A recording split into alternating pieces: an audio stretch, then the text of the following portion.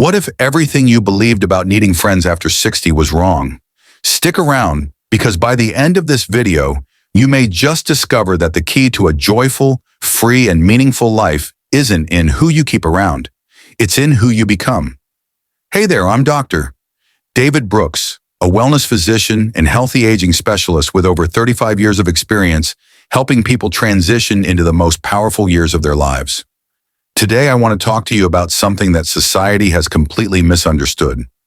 Why you don't need to hang on to friendships after 60 just because you feel like you should. In fact, freeing yourself from that pressure might be the most peaceful, fulfilling move you can make.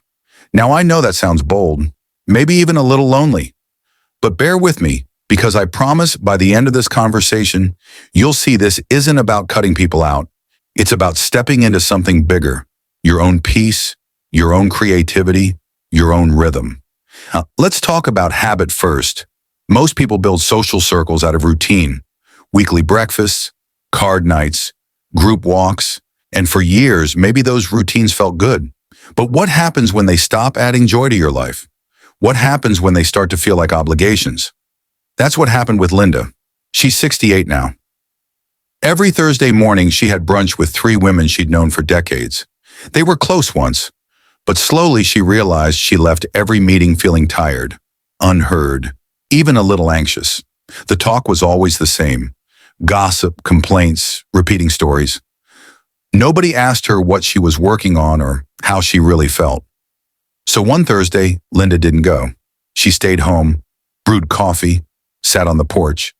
It was the first time in years she felt completely at ease on a Thursday. She started spending her mornings writing a blog about aging and simplicity. Within 6 months, that blog had over 10,000 followers. People weren't just reading, they were connecting, commenting, feeling seen. That's the thing. Real connection often starts when you stop forcing it. It begins when you get quiet enough to hear your own thoughts again. Let me introduce you to Charles. He's 73 and retired from a lifetime in logistics. After he stopped working, he was told over and over, "Stay social or you'll fade away." So he tried it, joined groups, clubs, even took a painting class he didn't enjoy just to meet people. But none of it clicked. One day, instead of heading to his usual meetup, he picked up his old guitar, started strumming. Within a week, he was playing every afternoon. A month later, he was recording tracks and uploading them. Today, Charles has a modest YouTube channel, a little audience, and a big grin on his face. He says music gave him back his identity. Here's what that taught me. Sometimes we're so busy trying to stay connected to others that we disconnect from ourselves. And over time, that internal disconnect becomes exhausting. You might not even realize it until you start spending time alone and enjoy it. It's like mental clutter. All that constant talking, explaining, agreeing, smiling, it takes energy. After 60, your energy is sacred. So is your time. Protect it. Another story. Tony, 66, was the go-to guy for his group of buddies. Anytime someone needed a ride, a favor, advice, he was there. It felt good at first, but over time he realized none of those guys ever really checked in on him. They didn't ask about his health when he had surgery. They never called just to talk. It was always take, take, take. He started saying no, slowly, respectfully. And guess what? Half of them stopped calling. But Tony didn't feel sad. He felt lighter, because the real friends stuck around, and they appreciated him more once he stopped overgiving. Here's a little-known truth. Boundaries are not just for your 30s and 40s. They're for every stage of life, especially after 60.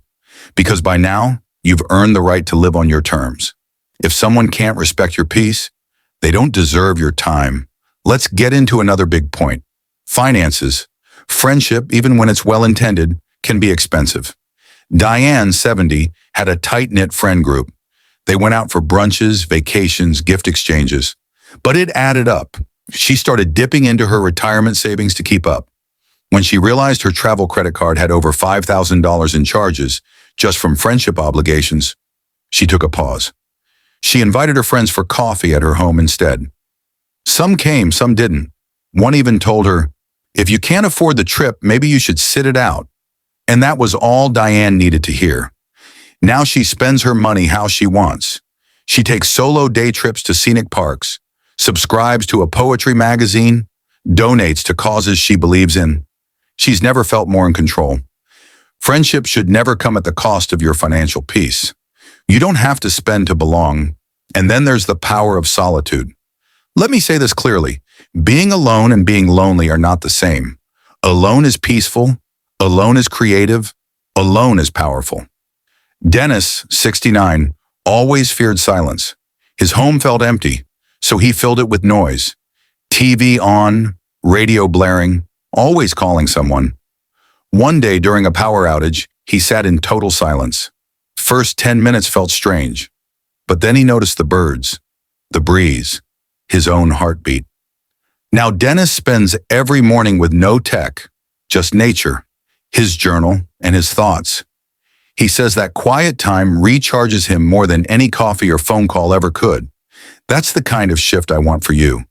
You've spent your whole life showing up for others. After 60, it's time to show up for yourself. That doesn't mean cutting off all ties. It means becoming more selective, more protective, and more present. If a friendship doesn't uplift you, pause it. If a conversation drains you, end it. If your calendar feels crowded, clear it. If you miss yourself, reconnect. And when you do, watch how your body relaxes, your mind sharpens, your creativity blooms. Now here's your challenge.